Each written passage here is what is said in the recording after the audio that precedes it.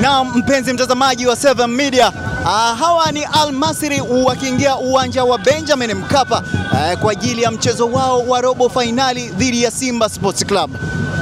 Na wanatumia basi namna hiyo akiongozwa na msafara wa magari machache.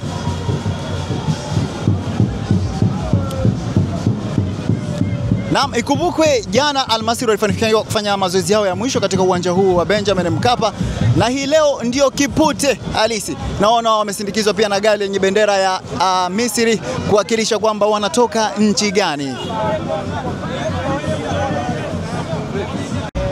Na mpenzi mtazamaji wa 7 Media, msafara unaokuja nyuma ya klabu ya Al Masry si mwingine ni wa Simba Sports Club, wenyeji wa mchezo huu wa leo wa robo finali.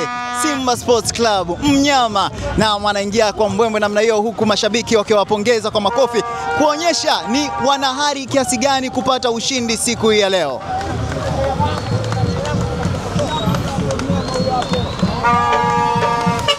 Na wanasalimiana na mashabiki kuonyesha shangwe yao kuelekea mchezo wa leo wa Al Masry. Ukumbuke Simba Sports Club leo watahitaji kupata ushindi wa bao 3 na zaidi ili kuweza kuvuka hatua inayofuata.